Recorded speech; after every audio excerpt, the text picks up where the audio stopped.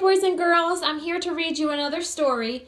This book is called Little Mouse and the Big Red Apple by A.H. Benjamin and Gwyneth Williamson.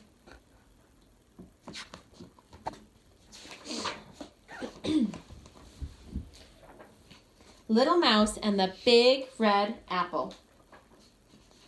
Mouse was feeling hungry one day when all of a sudden he came across a big red juicy apple. "Just what I want," he cried. "I'll take it home with me and have a feast." Mouse set off towards his little house, rolling the apple over and over. He couldn't wait to get his teeth into the big, red, juicy apple.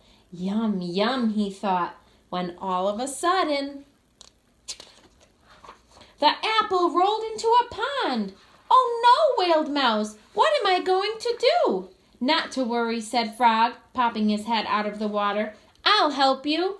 Frog kicked the apple hard with his strong back legs. It flew out of the water and, bump, landed on the ground. "There you are," said Frog. He licked his lips and stared at the apple. Thanks," said Mouse as he began to roll it along the path. He did not want to share his apple with Frog. Mouse went on his way thinking of the lovely apple dinner he would have later. His mouth was already watering. When... what do you think's going to happen next? Crash! The big red juicy apple fell into a thorn bush. "Silly me," muttered Mouse as he tried to rescue his dinner. "Ouch, that hurt," he cried. "Those prickles are nasty."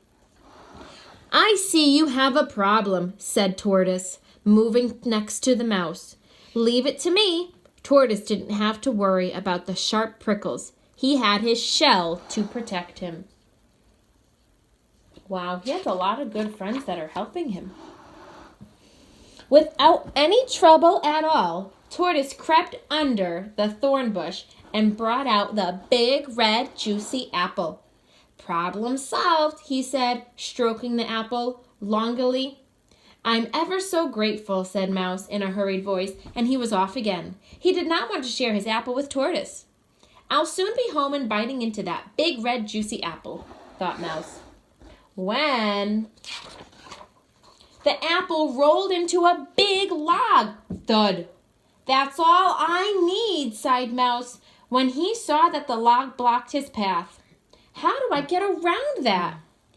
"Easy," said Mole, popping out of a nearby hole. "I'll dig you a tunnel."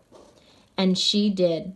She dug a tunnel that went right under the log. It was just wide enough for Mouse and the apple to go through it. "Always glad to help," said Mole, sniffing at the big red juicy apple with her little nose.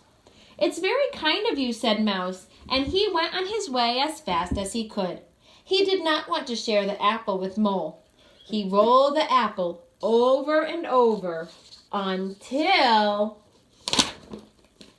he came to a steep hill. His house was at the very top. Push, push, heave, heave went Mouse, grunting and groaning. Up, up, up he went until he reached the very top. "At last," he sighed. Mouse happily said, "Oh, for that lovely apple meal." But as Mouse let go, what do you think's going to happen to the apple? The apple wobbled, then it started to roll down the other side of the hill. It rolled faster and faster and further until it came to a stop at the bottom of the hill. Mouse could see it lying there like a big red jewel. "Oh no," he cried, "I'll have to start all over again." Mouse scrabbled down the hill on his little tired feet. Faster and faster he ran.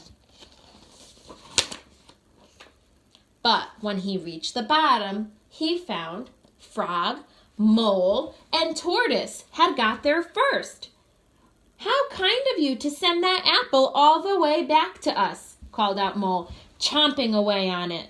Did he send it down for them? No. Mouse gave a big, big sigh. Don't mention it, he said. Isn't that what friends are for? And then the mouse went back to the tree. The end. What a fun story. Okay, see you later.